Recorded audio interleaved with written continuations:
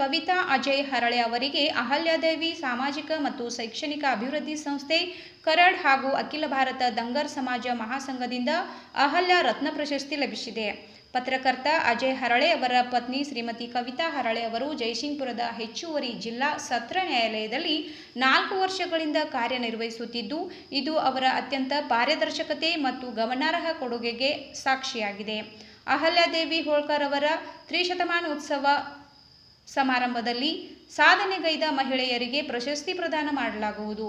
300 ಮಹಿಳೆಯರ ಸನ್ಮಾನ ಸಮಾರಂಭ ನಡೆಯಲಿದ್ದು, ಈ ಪೈಕಿ 141 ಮಂದಿ ಕರಾಡ್ ಮತ್ತು ಪುಣೆ ಹಾಗೂ ಮುಂಬೈನಲ್ಲಿ ನಡೆಯಲಿದೆ. ಅಹಲ್ಯಾದೇವಿ ಟ್ರಸ್ಟ್, ಕರಾಡ್ ಮತ್ತು ಅಖಿಲ ಭಾರತ ದಂಗರ್ ಸಮಾಜ ಮಹಾಸಂಘದ ಈ ಶ್ಲಾಘನೀಯ ಉಪಕ್ರಮಕ್ಕೆ ಎಲ್ಲೆಡೆ ಮೆಚ್ಚುಗೆ ವ್ಯಕ್ತವಾಗುತ್ತಿದ್ದು, ಟ್ರಸ್ಟ್ನ ಅಧ್ಯಕ್ಷ ಪ್ರವೀಣ್ ಕಾಕಡೆ ಅವರ ಮಾರ್ಗದರ್ಶನದಲ್ಲಿ ಈ ಕಾರ್ಯಕ್ರಮ ನಡೆಯಲಿದೆ.